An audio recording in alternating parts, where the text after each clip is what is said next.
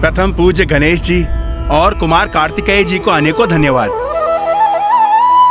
यदि वो इस स्थिति को नहीं संभालते तो मेरे पास कोई कार्य ही नहीं रहता। जब स्वर्ग में धन ही नहीं होता तो मैं किसका संरक्षण करता?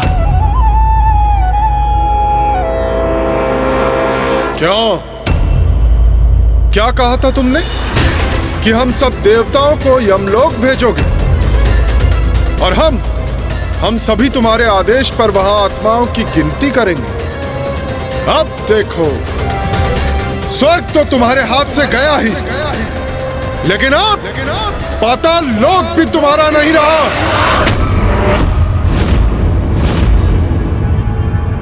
प्रतीत होता है तुम सब असुर यमलोक जाने पर बाध्य होंगे। चिंता मत करो, मैं यमराज से कह देता हूं, वहां जाकर मृतात्माओं के साथ ये चौसर की क्रीड़ा करना। क्यों मित्र शुंभ, विचार उचित है ना?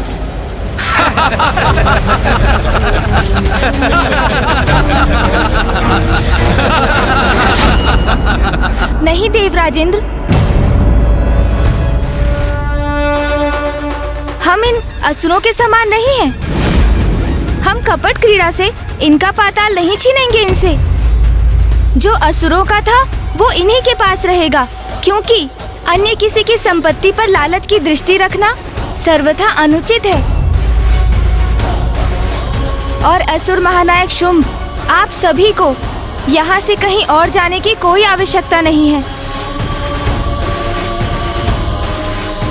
किंतु जो आपने मायावी पासों की सहायता से हमसे छीना था, हमें बस वही लौटाना होगा आपको। जिस पर मेरा स्वामित्व स्थापित हो चुका है, उसे मैं कैसे लौटा दूं? कुछ नहीं लौटाऊंगा मैं, कुछ नहीं।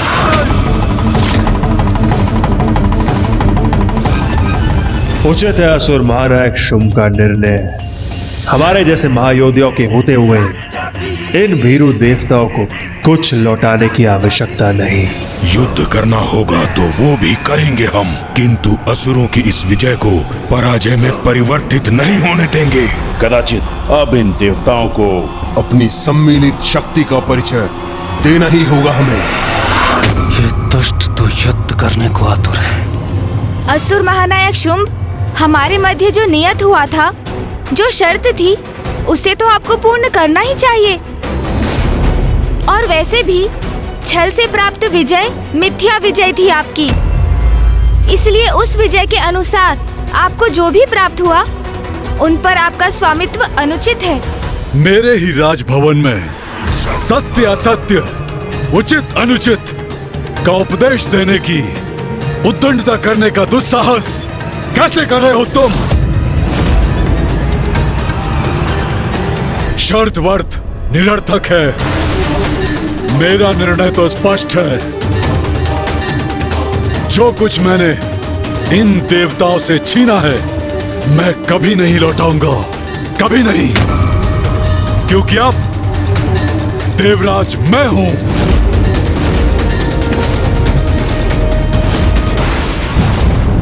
ये शुंभ क्या कर रहा है? सर्वथा अनुचित है इसका क्रोध के आवेश में बहना। इसका परिणाम भयंकर भी हो सकता है। उचित आचरण का तनिक भी ज्ञान नहीं है इन असुरों को। अतिथि के साथ ऐसा व्यवहार तो प्रथम बार देख रहा हूं मैं। सबको बंदी बना लो, कारागृह में सबको बंद कर डालो और इस गणेश को बेड़ियों में जकड़कर मेरे पास खींच कर इसके प्रत्येक दांव का उचित प्रतिशोध लूंगा मैं। महादेव पुत्र प्रथम पूज्य गणेश जी के साथ ऐसी उद्दंडता, ऐसा कर कदाचित शुंभ अपने विनाश को आमंत्रित कर रहा है।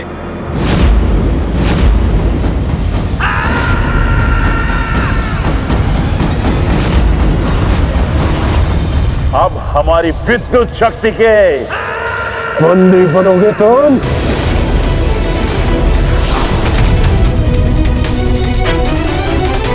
नहीं भैया, आप कुछ मत कीजिए। क्यों रोक दिया गणेश ने मुझे? मुझे इनसे निपटने दीजिए।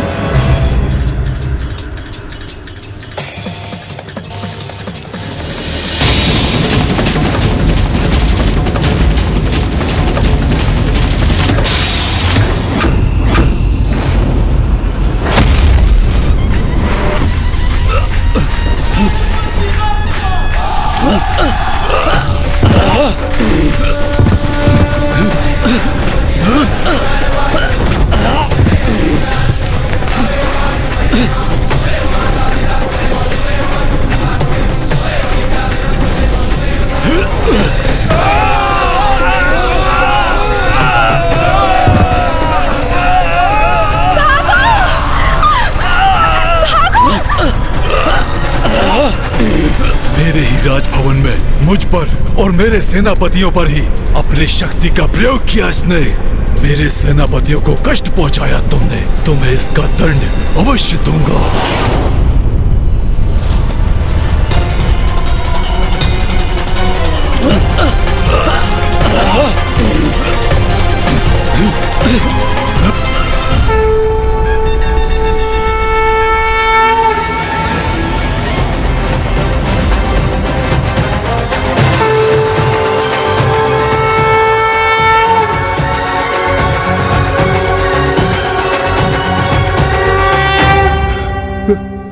ये कैसा प्रकाश है?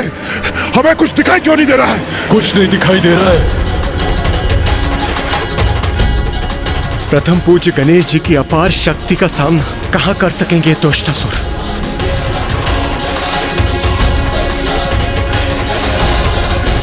ये कैसा दिव्य प्रकाश है जिससे मेरे नेत्र चौंधिया रहे हैं?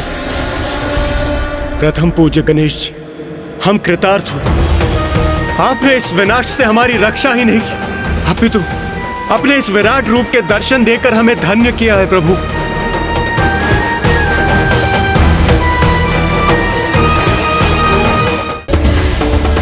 सृष्टि पर जब बढ़ा असुरों का अत्याचार, तब गणेश ने लिया विनायकी अवतार। जानिए गणेश के इस अनुपम रूप की कहानी। ये क्या महादेव पुत्र प्रथम पूज्य गणेश विराट रूप में दर्शन दे रहे हैं? किंतु मैं उन्हें क्यों नहीं देख पा रहा हूं? मैं तो ऋषि हूं, महादेव का भक्त हूं, फिर भी मैं गणेश जी के दिव्य दर्शन करने में असमर्थ क्यों हूं? मुझे दर्शन दीजिए प्रभु, मुझ पर कृपा कीजिए, मुझे अपने विराट रूप के दर्शन से वंचित मत कीजिए। असुर गुरु शुक्राचार्य, मुझे आपका स्वर सुनाई पड़ रहा है प्रभु, किंतु मैं आपको देख नहीं पा रहा हूँ। आप मुझे नहीं देख पा रहे हैं क्योंकि आपको सत्पुरुषों से अधिक कुकर्मियों की संगति प्रिय है। व्यक्ति की संगति का चुनाव उसके समस्त जीवन का आधार बनता है। आप देवादिदेव के आदेश से ही असुरों का मार्गदर्शन करते हैं, ये सत्य है, किंतु इस कारण इनकी बुराई से आप भी प्रभावित हुए हैं। जिस बुराई की काली माँ के छींटे आपके मन पर भी पड़े हैं, इसलिए मेरे दर्शन हेतु आपको अपने मन को पवित्र करना होगा। महादेव के नाम का उच्चारण कीजिए। ओम नमः शिवाय, ओम नमः शिवाय, ओम नमः शिवाय, ओम नमः शिवाय।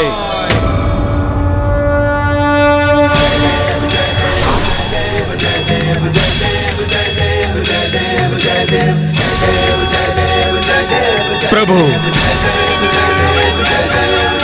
असुर गुरु शुक्राचार्य, आप असुरों के गुरु हैं, उनके पिता समान हैं।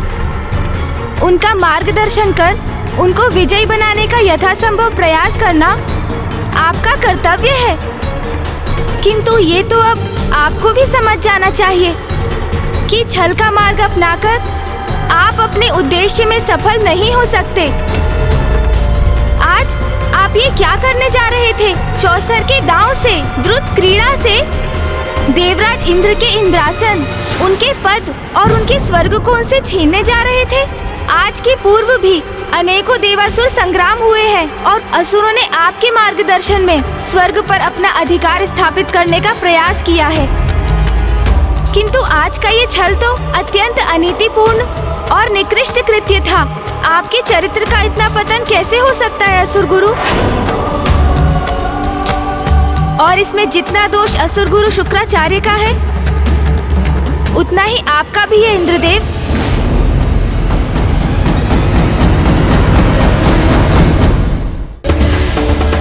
सृष्टि पर जब बढ़ा असुरों का अत्याचार, तब गणेश ने लिया विनायकी अवतार। जानिए गणेश के इस अनुपम रूप की कहानी। और यहाँ ये भी कहना आवश्यक है कि इस द्रुत क्रीड़ा के संचालक असुर गुरु शुक्राचार्य जितने दोषी हैं, उतने दोषी आप भी हो गए हैं इसमें सम्मिलित होकर। जैसे ही चौसर की क्रीड़ा द्रुत क्रीड़ा अर्थात जुए में परिवर्तित हुई, आपको उसे उसी समय रोक देना चाहिए था इंद्रदेव। कोई बालक नहीं, देवराज है आप। आप अपना विवेक कैसे खो बैठे? देवराज होकर जुए में कैसे फंस सकते हैं आप? आपको तनिक भी ज्ञात नहीं कि द्रुत क्रीड़ा का, जुए का तो एक ही संभव परिणाम है, व्यक्ति का पतन, जो आज आपके साथ भी हुआ। यहाँ देवराज बनकर आए थे आप, किंतु देखते ही देखते अपना सर्वस्व दांव पर लगा दिया आपने। मान, मर्यादा, पद, संपत्ति, अपना सब कुछ खो बैठे आप। और उससे भी अधिक दुख की बात तो ये है इंद्रदेव, उनको भी दांव पर लगा दिया जिन पर एकमात्र आपका अधिकार नहीं, सभी देवी देवताओं का भी सम्मिलित अधिकार है। और इतना ही नहीं, आपने तो अपनी माता, हम सबकी माता माँ कामधेनु को भी दांव पर लगाने में संकोच नहीं किया। आपको तो स्वयं पर लज्जा आनी चाहिए इंद्रदेव। स्मरण रहे, द्रुत क्रीड़ा अर्थात जुए की क्रीड़ा में जो भी सम्मिलित हुआ है, उसने सदा अपने पतन का मार्ग निर्धारित किया।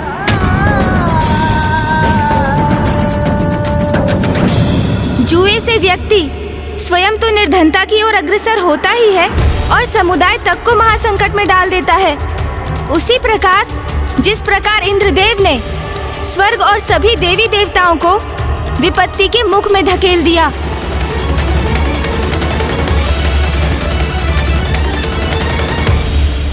इतिहास साक्षी रहेगा कि जब जब संसार में द्रुत क्रीड़ा होगी, जुआ होगा, तब तब संसार विनाश और पतन की क्रीड़ा का भी प्रत्यक्षदर्शी बनेगा। प्रथम पूज्य गणेश जी, मुझसे बहुत बड़ी भूल हुई। मैं अपने आचरण, निर्णय और व्यवहार के लिए लज्जित हूं प्रभु। मैं आपसे वचन देता हूं, ऐसी भूल मुझसे पुनः नहीं होगी। मुझे क्षमा कर दीजिए प्रभु, क्षमा कर दीजिए मुझे।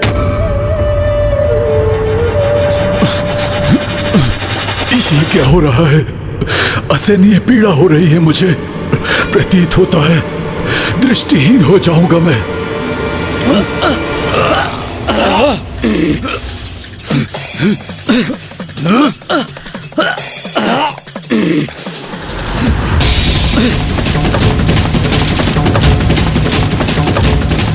ये क्या हो रहा है? इन असुरों की दृष्टि क्यों खोती जा रही है?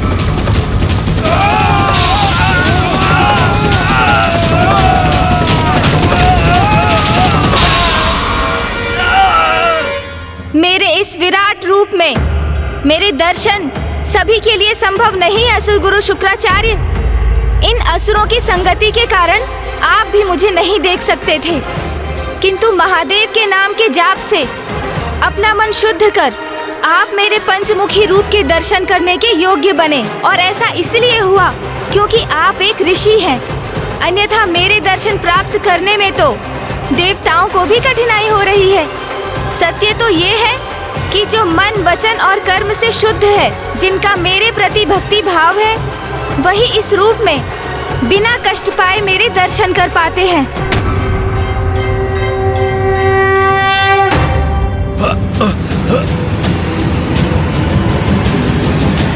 शुंभ निशुंभ, चंड मुंड, रक्त बीज और धूम्रलोचन, इन चारों के विचारों और कर्मों दोनों में ही अशुद्धियां हैं। इसलिए उनके नेत्र मेरा तेज नहीं सहन कर पा रहे हैं, और यदि वो मुझे देखने का प्रयास करेंगे तो कुछ समय के लिए वो दृष्टि विहीन हो जाएंगे।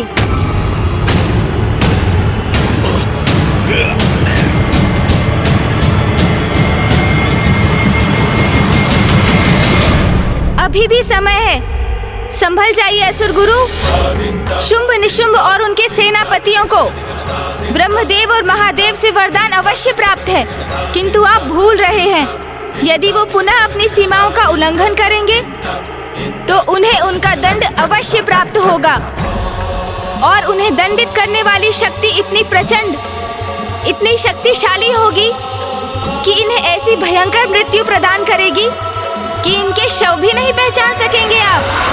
इसलिए ऐसी कोई परिस्थिति उत्पन्न मत कीजिए जिसके कारण पुनः देवासुर संग्राम छिड़ जाए। क्योंकि आपके शिष्य असुर कितने भी बलशाली क्यों ना हो जाएं, उनके अधर्म के प्रति उनका रुझान और उनका अविवेकपूर्ण आचरण उन्हें कभी विजय नहीं होने देगा।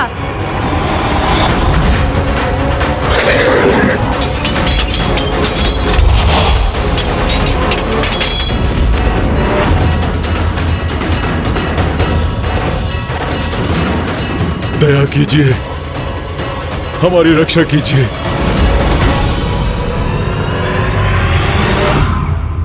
असुर गुरु शुक्राचार्य, ये मेरी चेतावनी है आपके लिए।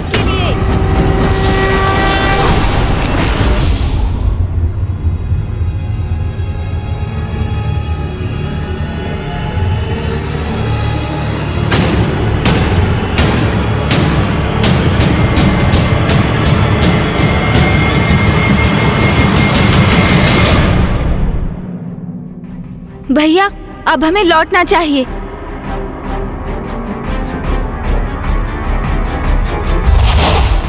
मैं इनको नहीं जाने दूंगा। मैं इनका वध कर दूंगा।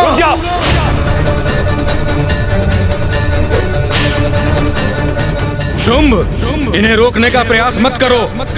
जाने दो इन्हें।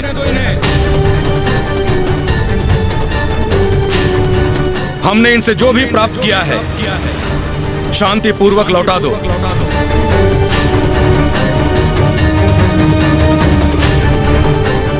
गणेश की चेतावनी से असुर गुरु अभी तो प्रभावित प्रतीत हो रहे हैं, किंतु ऐसा कब तक रहेगा? तुम्हारे और इंद्रदेव के बीच यही नियत हुआ था। उस शर्त की मर्यादा का पालन करो और देवताओं की निधियों को वापस लौटने दो।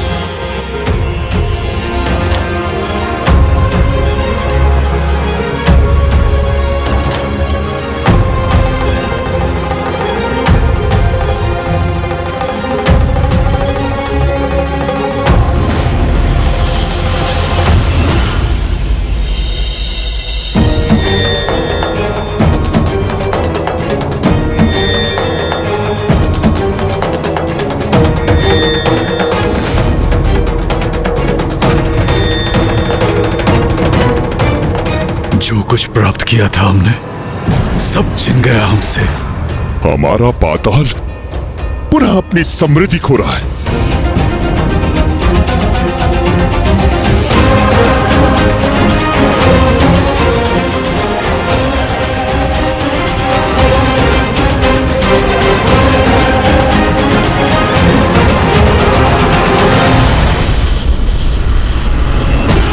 हमारे भंडार अन्न से रिक्त हो रहे हैं। पाताल के वृक्ष आदि भी प्रभावित हो रहे हैं। यहाँ की प्रकृति हमसे रुष्ट हो रही है। कल्प वृक्ष के स्वर्ग लौटने से पुनः वंचित हो गए हैं हम।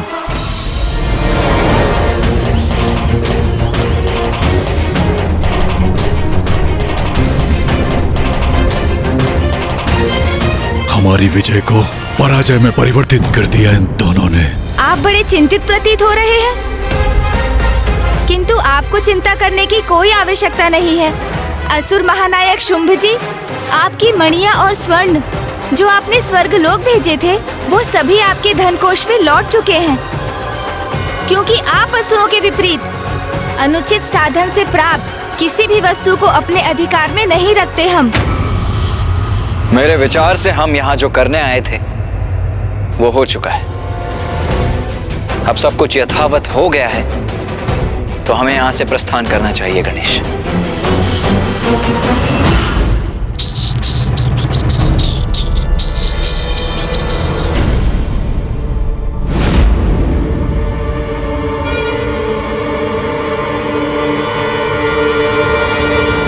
अरे ये क्या? गणेश जी और कुमार कार्तिकेय जी ने तो भोजन तक स्वीकार नहीं किया। छल मैंने नहीं, आपने किया है असुर महानायक। मायावी पासों से क्रीड़ा कर अन्याय तो आप कर रहे थे।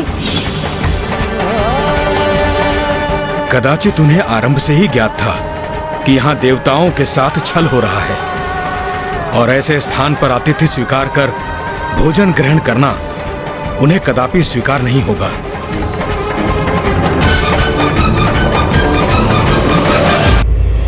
मैं उन दोनों को अपने हाथों से मसल कर रख देता। आपने उन्हें क्यों जाने दिया असुर गुरु? क्यों? अपने वचनों से अपनी मूर्खता का प्रदर्शन मत करो शुंभ। महादेव पुत्र, प्रथम पूज्य गणेश जी की अपार शक्ति का प्रदर्शन देखकर भी उनके सामर्थ्य को समझ नहीं सके तुम कदापि बंदी नहीं बना पाते उन्हें। तो असुर गुरु क्या करें हम? मैंने और मेरे भ्राता निशुंभ ने घोर तपस्या कर वरदान इसलिए प्राप्त नहीं किया था कि गणेश के भय से हम इस पाताल में छुप कर बैठ जाएं। ज्ञात है हमें गणेश जी के कारण आज हम विजय प्राप्त कर भी पराजित हो गए। अब हमें और विचार करना पड़ेगा और इससे भी बड़ी चाल चलने की योजना बनानी पड़ेगी। उचित है असुर गुरु, आपका कथन उचित है। इस बार हम ऐसी चाल चलेंगे जो गणेश और कार्तिकेय की समझ के बाहर हो, जिस चाल से वो स्तब्ध और निरुत्तर हो जाए। और इस बार हमारी कपट योजना का उनके पास कोई तोड़ न हो।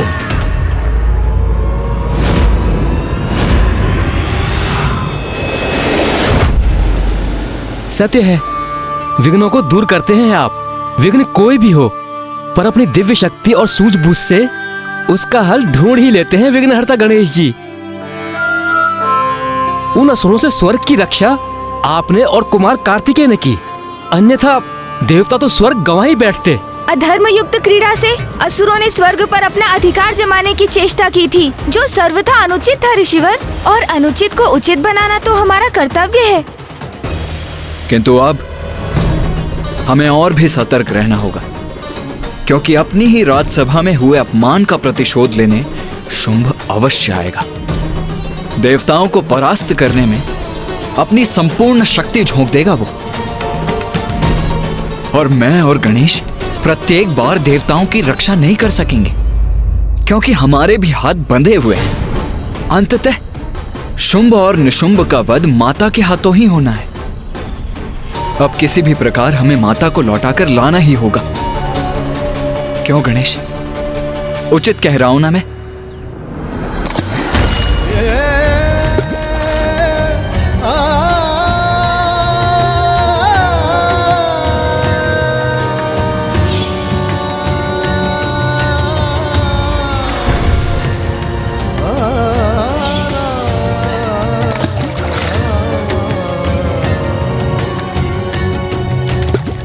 कुमार कार्तिकेय, जब से आप दोनों पाताल से लौटे हैं, गणेश जी का ध्यान बटा हुआ है।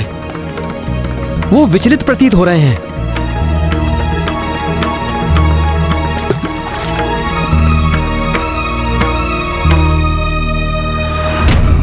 अवश्य ही गणेश को मां का स्मरण हो रहा होगा। कुमार कार्तिकेय, जब माता के दूर होने से मैं ही इतना व्यतीत हो रहा हूं, तो आपके और गणेश जी की पीड़ा का तो अनुमान लगाना भी कठिन है। आप जाइए, गणेश जी को संभालिए। माँ, कहाँ है आप माँ? मुझे रह रहकर आपका स्मरण हो रहा है माँ। आपसे भेंट करने की प्रबल इच्छा हो रही है माँ। आप जहाँ भी हैं, मैं स्वयं आपके पास आ जाऊंगा माँ। बस मुझे एक संकेत तो दीजिए माँ। मुझे बताइए माँ, मैं कहाँ और कैसे पहुँच सकता हूँ आप तक? बताइए ना माँ, बताइए माँ। माँ,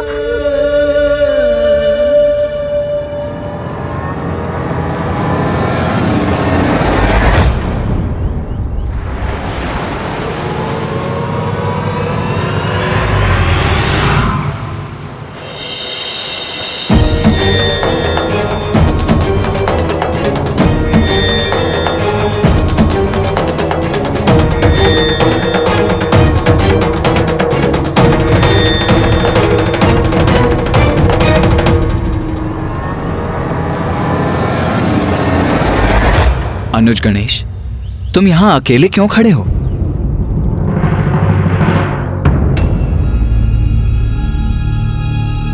क्या हुआ गणेश? भैया, वो मुझे इस जलधारा में ये क्या देखा था मैंने?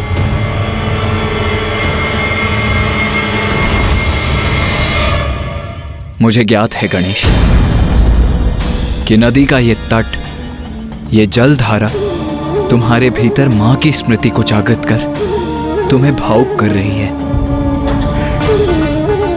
क्योंकि अभी कुछ समय पूर्व मां महाकाली ने हमें यही दर्शन दिए थे।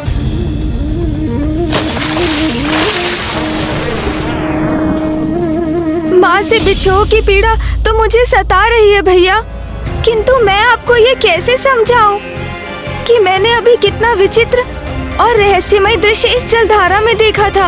रहस्यमय और विचित्र? ऐसा क्या देखा तुमने गणेश? भैया, अभी अभी मैंने देखा कि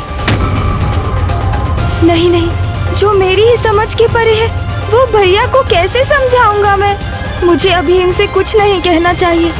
गणेश, तुम्हारे समान मां से दूर रहना मेरे लिए भी असहनीय है, किंतु स्मरण रखो अनुज, पिताश्री मेरे और तुम्हारे साथ से अधिक कुछ भी प्रिय नहीं है। यदि वो हमसे दूर हुई हैं, तो इसके पीछे अवश्य कोई बहुत बड़ा कारण है, क्योंकि हमसे उनका ये वियोग तो उन्हें भी अपार कष्ट दे रहा होगा अनुज।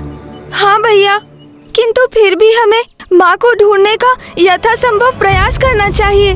आज जो पाताल में घटित हुआ उसकी तो हम दोनों ही साक्षी है ना भैया। शुंभ निशुंभ असुर गुरु शुक्राचार्य के मार्गदर्शन में किसी भी प्रकार देवताओं को क्षति पहुंचाने में आतुर है। उन्हें रोकना अति आवश्यक है भैया, और वो माँ ही कर सकती हैं। इसलिए हमें शीघ्र माँ तक ये सूचना पहुंचानी ही होगी। सृष्टि पर जब बढ़ा असुरों का अत्याचार, तब गणेश ने लिया विनायक की अवतार। जानिए गणेश के इस अनुपम रूप की कहानी। उचित कहते हो तुम, मेरी भी चिंता का कारण यही है। ज्ञात नहीं हम दोनों मिलकर कब तक देवताओं की रक्षा कर सकेंगे। मां का लौटकर इन असुरों का अंत करना अति आवश्यक हो गया है अनुज। किंतु भैया, माँ तो तभी लौटेंगे यहाँ जब हम उन्हें इस विकट परिस्थिति से अवगत कराएंगे। हाँ गणेश, इसीलिए अब अविलंब हमें मां को ढूंढने का प्रयास आरंभ करना चाहिए। मैं शीघ्र ही दक्षिण की ओर प्रस्थान करता हूँ। तो मैं उत्तर दिशा की ओर जाता हूँ भैया।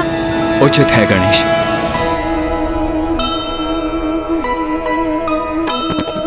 माता के लिए पुत्र हुए व्याकुल,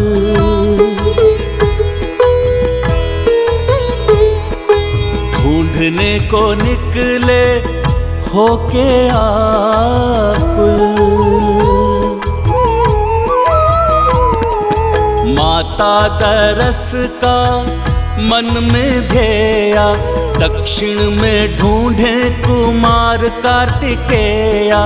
उत्तर को जाए गजानन गणेशा, ममता बिन कुछ नहीं है शेषा।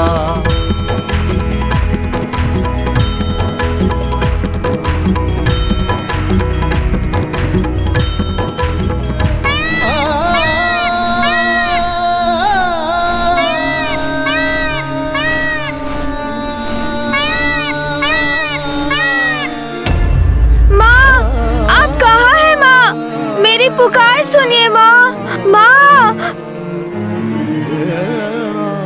नहीं, मैं इस प्रकार निराश नहीं हो सकता। माँ तक पहुँचने का कोई ना कोई उपाय तो ढूंढना ही होगा मुझे।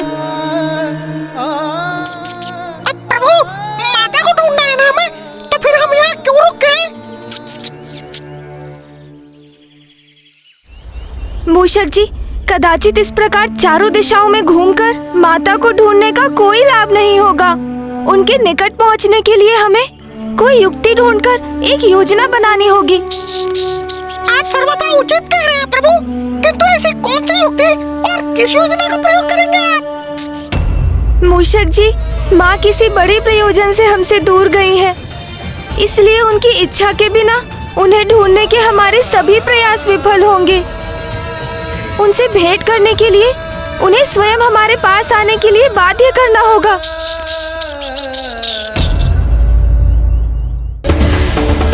सृष्टि पर जब बढ़ा असुरों का अत्याचार, तब गणेश ने लिया विनायक की अवतार। जानिए गणेश के इस अनुपम रूप की कहानी।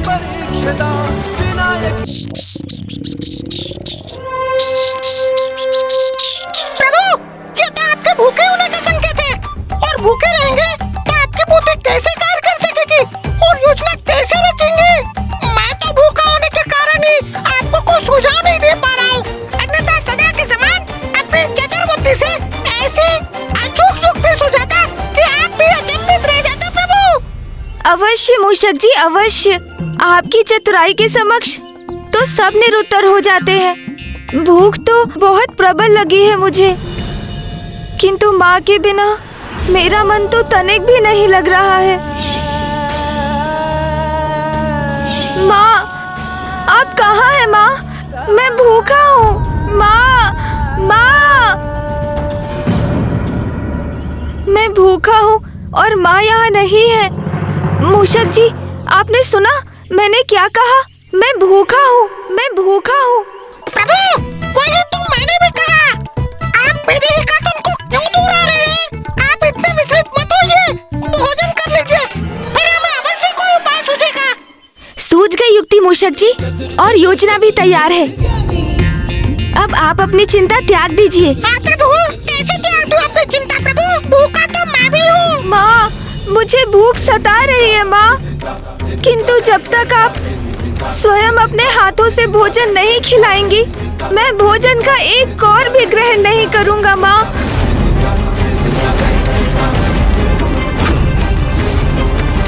आप सुन रही है ना माँ?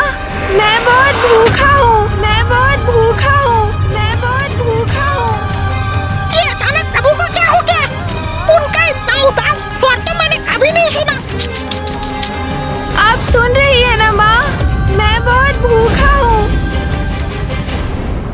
पुत्र गणेश, मेरा पुत्र पुकार रहा है मुझे। मेरा पुत्र भूखा है और अब तो उसने ये हट भी कर लिया। भोजन करेगा तो मेरे हाथों से। पुत्र,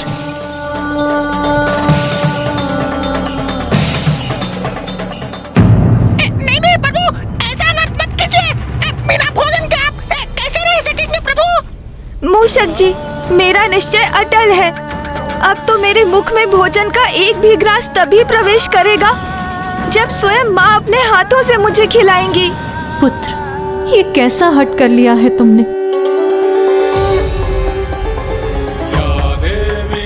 योग नियम।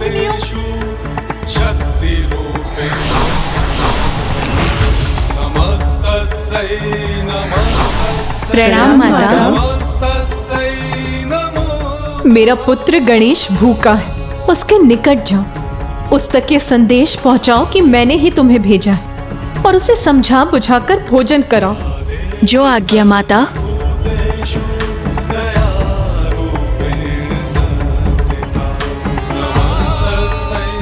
पुत्र गणेश, अपना ये हट त्याग कर भोजन अवश्य करना तुम पुत्र।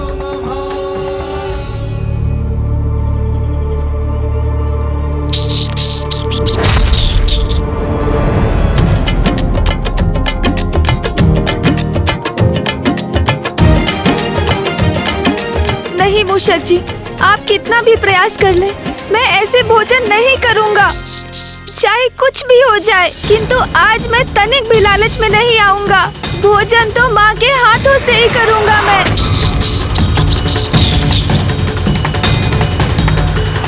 माँ, मुझे अपने निकट बुला लीजिए, अपने निकट बुला लीजिए माँ, अपने इस पुत्र को बुला लीजिए। पुत्र गणेश, मुझे इस प्रकार पुकार कर विवश मत करो।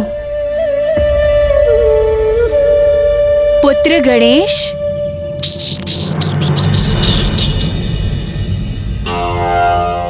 पुत्र, हम 64 योगिनियां तुम्हारी माता के ही अंश हैं। प्रणाम माताओं।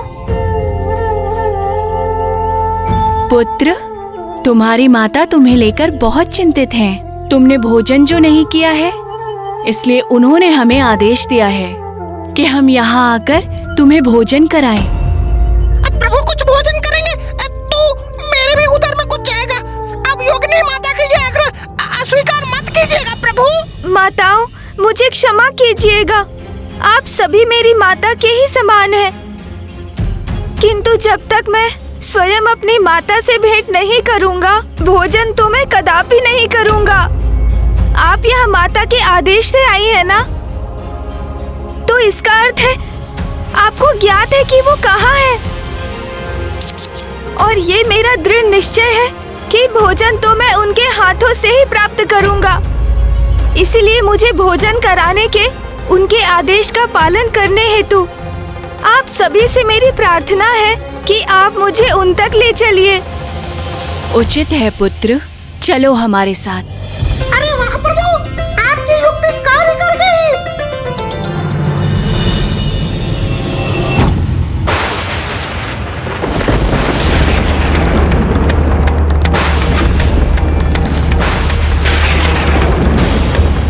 ये स्वर्ग के शांत आकाश में अचानक ये विद्युत रेखा कहां से उत्पन्न हो गई?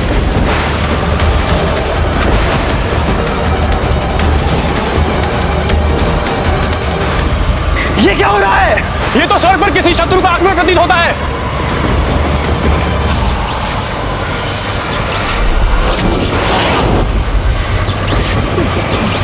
अरे ये कैसे बंधन में बंध गए हम?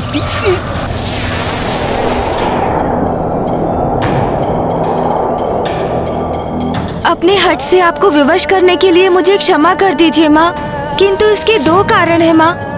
एक, आपसे भेंट करने का मेरा निजी स्वार्थ, और दूसरा जो मेरे स्वार्थ से कहीं अधिक महत्वपूर्ण है, वो है जगत कल्याण माँ। क्योंकि मुझे ये आभास हो रहा है कि असुरों की अगली चाल बहुत भयंकर होगी। उन्हें रोकना अति आवश्यक है माँ।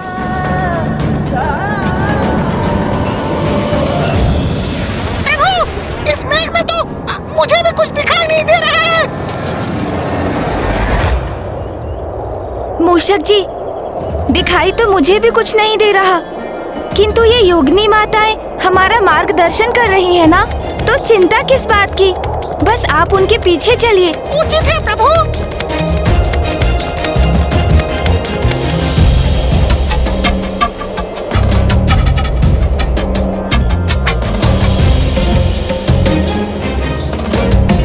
अरे, अब तो सब स्पष्ट दिखाई देने लगा। कितना सुंदर दृश्य है। विंध्याचल पर्वत, ये मुझे पूर्व में क्यों नहीं दिखाई दिया कि माँ का यहाँ आना तो स्वाभाविक है, क्योंकि माँ ने जब माता कात्यायनी का रूप लिया था तो वो साधना करने यहीं तो आई थी। मूषक जी, माताएं नीचे उतर रही हैं, अब हमें भी उनके पीछे जाना चाहिए। उचित है प्रभु।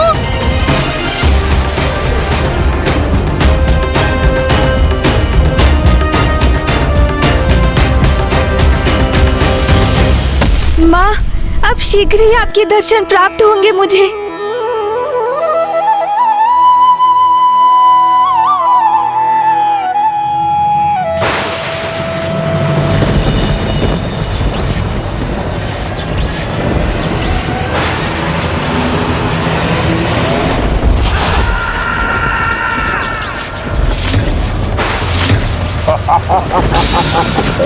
भ्रातामुंड, कितना आनंद आ रहा है इन स्तब्ध और आतंकित देव प्रहरियों को देखकर। हाँ भ्राता, ये तो मात्र आरंभ है। इसका अंत तो तब होगा जब इंद्र और अन्य सभी देवता हमारी असुर सेना के सामने घुटने टेक देंगे।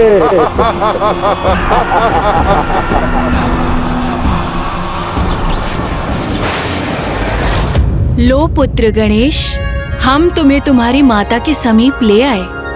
अब तुम उन्हीं के हाथों से भोजन करना। चलो आओ पुत्र। मूषक जी, भैया माँ को दक्षिण दिशा में ढूंढ रहे हैं। आप उनके पास जाइए और उन्हें बताइए कि माँ यहाँ है और उनको यहाँ लेकर आइए। उचित है प्रभु। जाइए आप मूषक जी, शीघ्र जाइए। चलिए माताओं।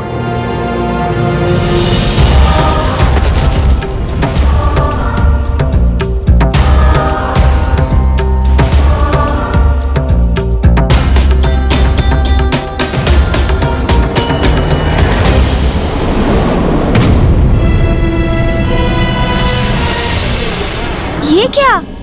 ये तो जैसे योगिनी माता इस पार से उस पार चली गई। ओह, प्रतीत होता है यहाँ ये अदृश्य द्वार है। माँ अवश्य उसके दूसरी ओर होंगी, अर्थात बस कुछ ही क्षणों में मैं माँ के निकट पहुँच जाऊंगा।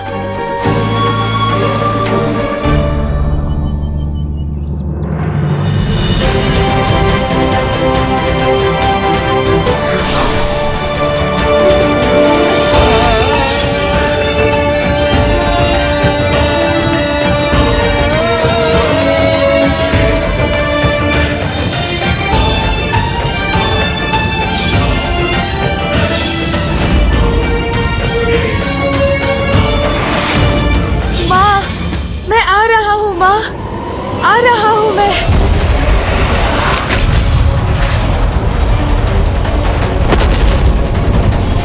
ये कैसा अवरोध है जो मुझे मेरी माँ से भेंट करने से रोक रहा है? इससे पूर्व असुर किसी नवीन कुटिल योजना को मूर्त रूप दे, उससे पूर्व ही मुझे हर अवरोध को पार करके माँ से मिलना होगा, अन्यथा बहुत विलंब हो जाएगा।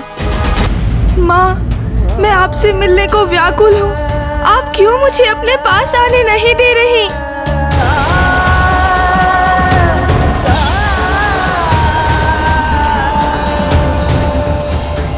मैंने तो अभी योगिनी माताओं को यहीं से आगे जाते देखा था, फिर मैं क्यों नहीं आगे जा पा रहा हूँ? मैं पुनः प्रयत्न करता हूँ।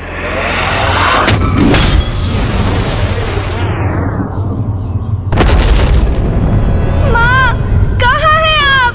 मैं अब तक क्यों नहीं पहुँच पा रहा हूँ? माँ, इस स्थान में क्यों नहीं प्रवेश कर पा रहा हूँ मैं? योगिनी माताएं तो मुझे यहीं लेकर आई हैं और मैंने उन्हें भीतर जाते हुए भी देखा है, फिर ये बाधा मेरे मार्ग में ही क्यों आ रही है? उसे भेद कर माँ तक क्यों नहीं पहुँच पा रहा हूँ मैं? पुनः प्रयास करता हूँ मैं। संभव है माता को ज्ञात नहीं कि उनका पुत्र गणेश यहाँ पर है और भीतर आने की चेष्टा कर रहा है। जो भी है, माँ तक पहुँच कर ही रहूंगा मैं, किंतु उसके लिए शक्ति के साथ साथ बुद्धि का भी प्रयोग करना होगा मुझे।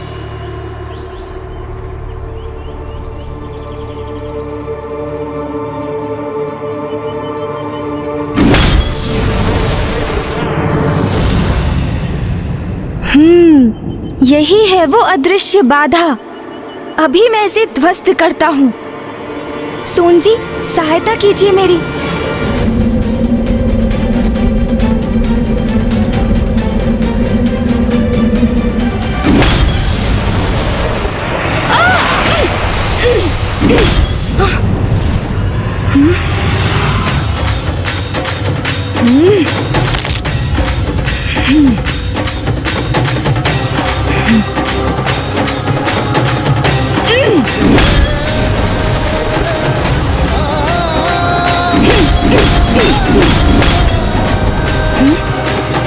पुनः प्रयत्न करता हूँ।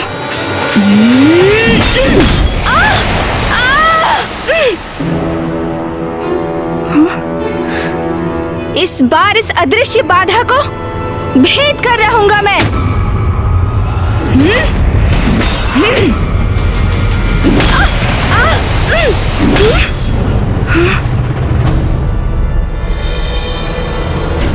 माँ, माँ, मैं आपका पुत्र गणेश हूँ, किंतु मैं भीतर क्यों नहीं जा पा रहा हूँ? माँ, मुझे अपने निकट बुला लीजिए। माँ, माँ, मुझे अपने निकट बुला लीजिए। माँ, माँ, मुझे अपने निकट बुला लीजिए। माँ।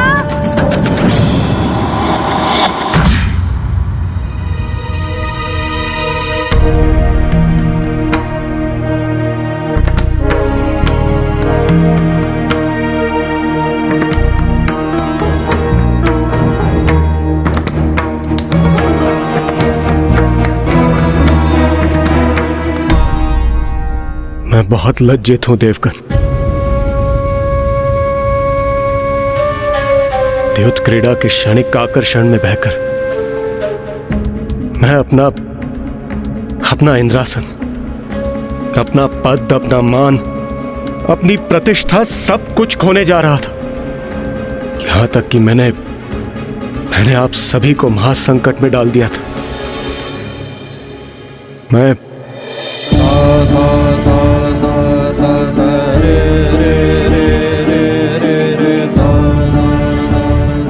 अपने क्षणिक आवेग के कारण मुझसे जो भूल हुई उसके लिए मैं आप सभी से क्षमा याचना करता हूं। मुझे क्षमा कर दे देवगन। इंद्रदेव, जो हुआ उसे भूल जाइए। हमें तो इस बात का आभारी होना चाहिए कि प्रथम पूज्य गणेश जी ने एक बार पुनः उचित समय पर आकर हमें इतने बड़े संकट से निकाल लिया। विघ्नहर्ता गणेश जी और देव सेनापति कुमार कार्तिकेय ने तो इस बार आकर हमें संकट से उबार लिया, किंतु अब असावधानी नहीं कर सकते हम। हमें असुरों के प्रति और सतर्क रहना होगा। देवराज इंद्र, मेरे विचार से हमें देव सेना को गतिशील कर किसी भी स्थिति के लिए तैयार करना होगा। हाँ इंद्रदेव, अग्निदेव उचित कह रहे हैं।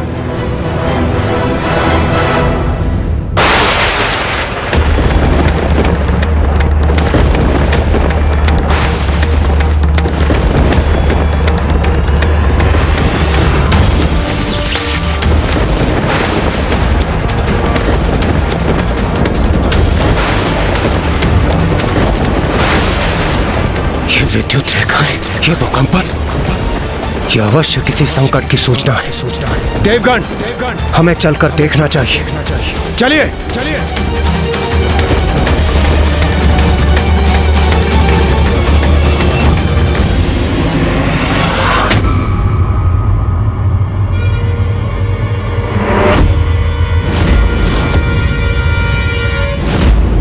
देवगण, मैंने पूर्व में ही कहा था, यह अवश्य किसी शत्रु के आगमन का संकेत है। सावधान हो जाइए।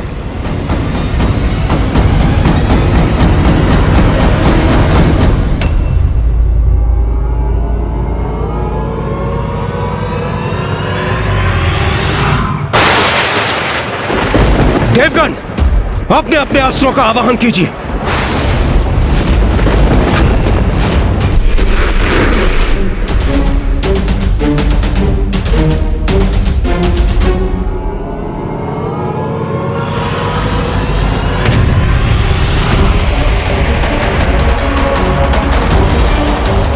हमारे अस्त्रों को हो क्या रहा है? सूर्यदेव, अग्निदेव, वरुणदेव, वायुदेव,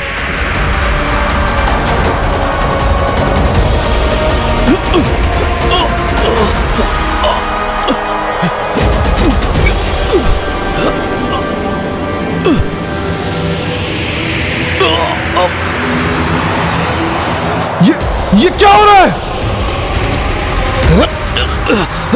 हमारे शस्त्र सीधा ऊपर कैसे जा रहे हैं?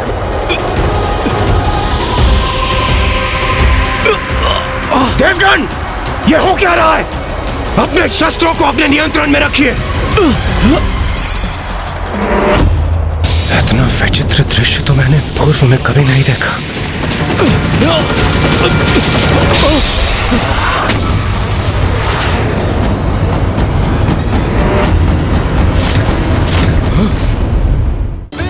जिसे अबला समझ असुरों ने किया तिरस्कार, उसी नारी के रूप को विनायक ने किया स्वीकार। वरद विनायक के विनायकी अवतार की अद्भुत महागाथा।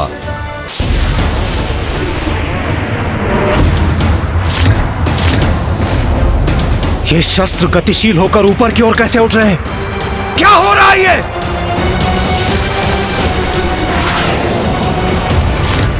किसकी इच्छा से हो रहा है ये सब?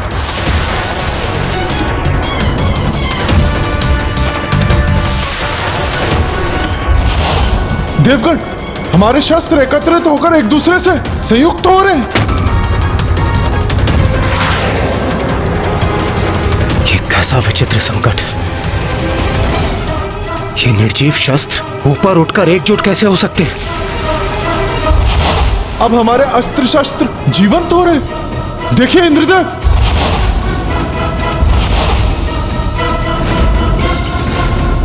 ये क्या हो रहा है? असुर सैनिकों का रूप ले रहे हैं हमारे अस्त्र शस्त्र।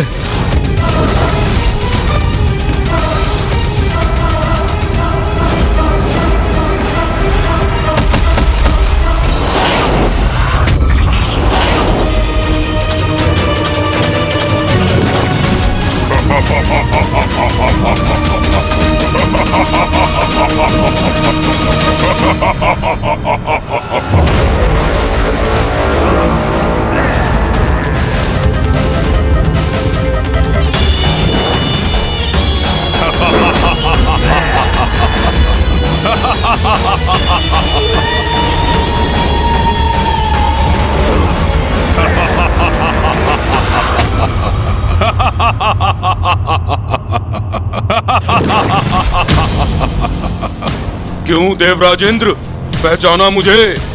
मैं हूँ शुंभ का प्रधान सेनापति धूम्रलोचन। हाँ इंद्रदेव, मैं हूँ धूम्रलोचन। द्रुत क्रीड़ा में विजय नहीं होना था इंद्रदेव, किंतु हो गए। अब तुम्हें उसका मूल्य चुकाना ही होगा।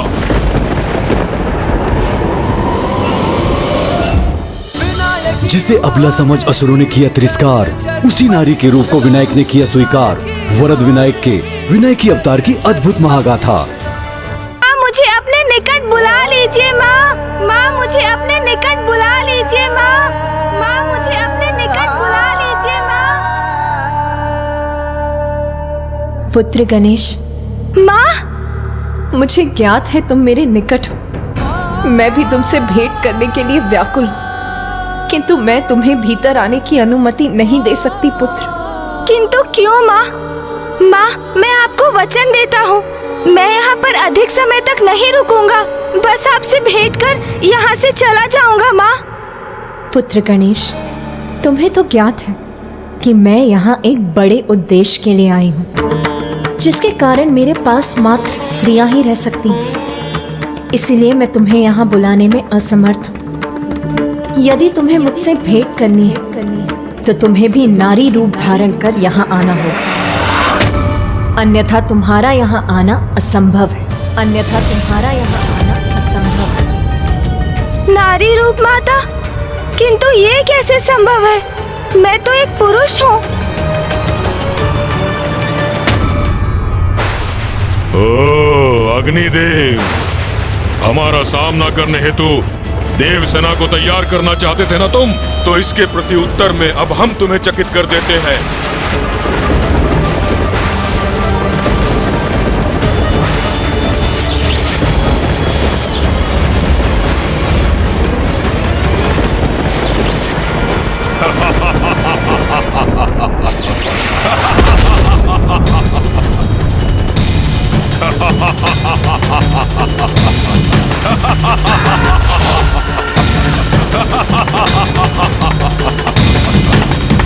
तुम देवता जो भी करते हो बहुत धीमी गति से करते हो। यहाँ तुम अपनी सेना तैयार करने का विचार कर रहे थे और हम अपनी सेना लेकर पहुंच भी गए।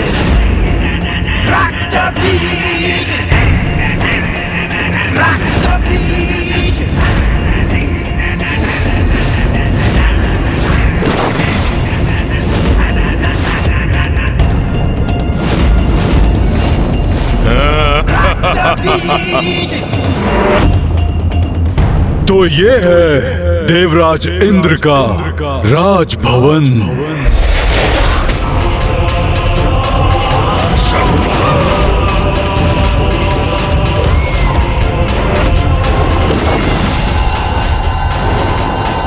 ओ, तो ये है देवराज इंद्र का इंद्रासन। शंभर यहाँ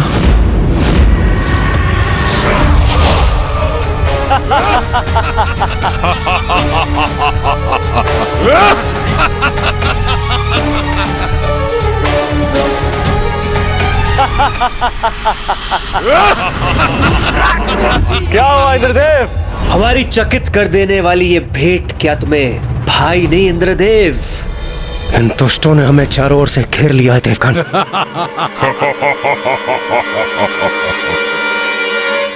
क्या हुआ मित्र देवराज? तुम्हें हमें देखकर प्रसन्नता नहीं हुई क्या? अरे हमने तो सुना था कि स्वर्ग में मित्रों का स्वागत बड़ी धूमधाम से होता है।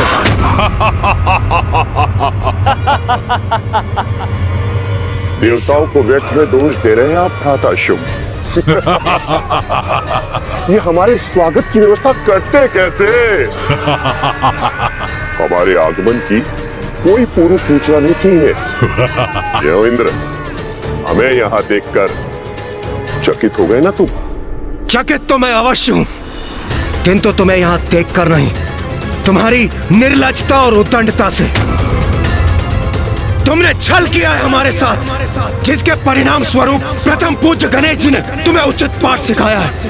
किंतु तुम तो ठहरे निर्लज। इतनी शीघ्र तुम सब कुछ भूल गए। कुछ नहीं भूले हम, कुछ भी नहीं। और इसीलिए यहाँ आया हूँ वो सब कुछ छीनने जिस पर मेरा केवल और केवल मेरा अधिकार है। माँ ने तो बस एक संकेत दिया है कि इस द्वार के पीछे जाने के लिए मुझे नारी रूप लेना होगा। उन्होंने ये बात कही है तो इसका कोई ना कोई उपाय तो अवश्य होगा, जिसमें मैं प्रभु श्री महागणपति से मार्गदर्शन की प्रार्थना करूंगा। वो अवश्य मेरी समस्या का समाधान सुझाएंगे। श्री महागणपति, मुझे मार्ग दिखाइए, दर्शन दीजिए प्रभु, दर्शन दीजिए।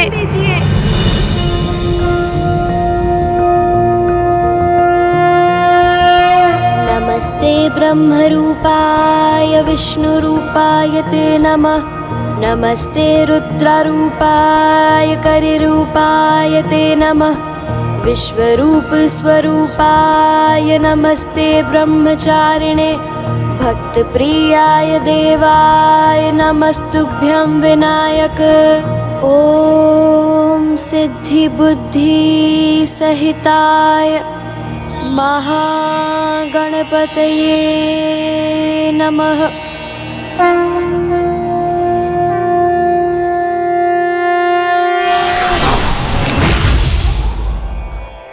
पुत्र गणेश। प्रणाम श्री महागणपति जी। मुझे ज्ञात है गणेश, तुम्हारी मन की दुविधा बढ़ती जा रही है। हाँ प्रभु, मैं असंभव को संभव कैसे करूं? नर से नारी कैसे बनूं? अन्यथा माँ से भेंट करने का और क्या उपाय है मेरे पास प्रभु? पुत्र गणेश, संसार की रचना पुरुष और उसकी शक्ति अर्थात नर और नारी के मिलन से ही हुई है। इसलिए नारी तत्व तो स्त्री पुरुष सभी में उपस्थित है। पुत्र, तुम्हें भी अपने भीतर के उस नारी तत्व को उजागर कर स्त्री रूप धारण कर माता के पास पहुंचना होगा। मेरा मार्गदर्शन करने के लिए आपको कोटि कोटि धन्यवाद प्रभु।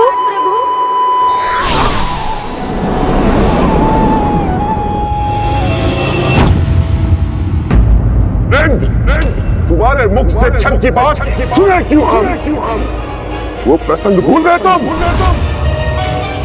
कि छल से हमारे पिता नमूची का तुमने वध किया।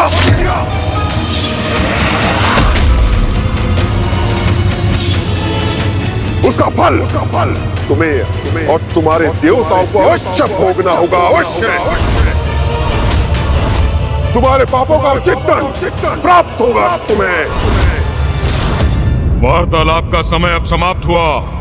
सैनिकों, आक्रमण! आक्रमण!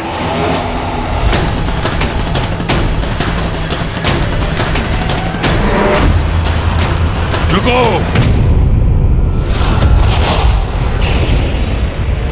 जितने अस्त्र तुम उठाओगे उतनी ही मेरी शक्ति बढ़ाओगे अग्निदेव।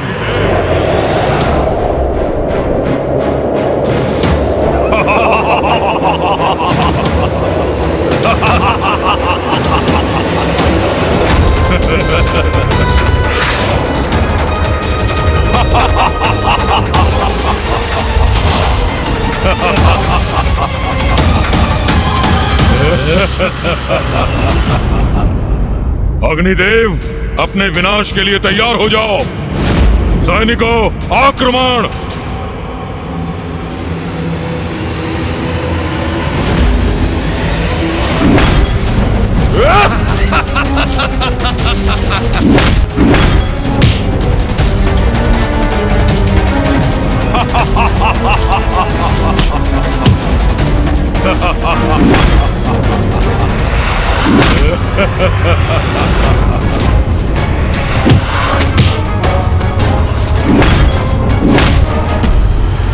वरुण देव, मेरी शक्ति के समक्ष नहीं टिक सकोगे तुम। कौन किसके समक्ष टिकने का सामर्थ्य रखता है? कि अभी क्या हो जाएगा रक्त बीज।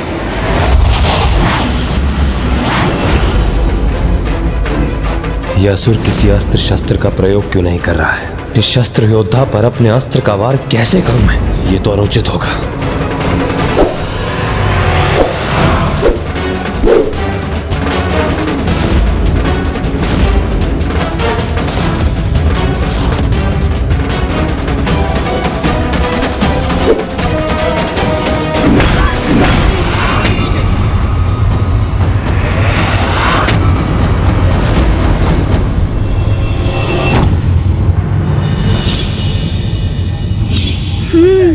तो वो मेरा नारी स्वरूप था जिसे मैंने जल में देखा था। यदि मुझे अपने भीतर छिपी नारी शक्ति को उजागर कर उसे सार्थक करना है तो मुझे उन सर्वोच्च नारी शक्ति से प्रेरणा लेनी होगी जो मेरे जीवन की स्रोत है, मेरे निकटतम है।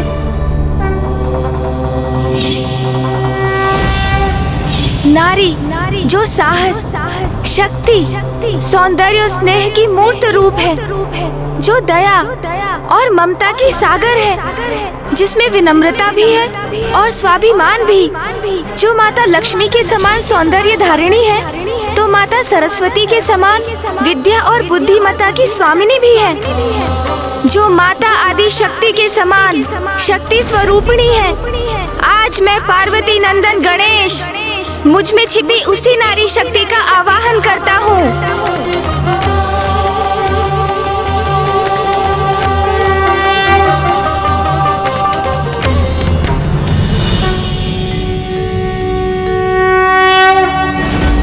विनायकी महादेवी गज चर्म परीक्षदा, विनायकी महादेवी गज चर्म परीक्षदा, विनायकी महादेवी गज चर्म परीक्षदा।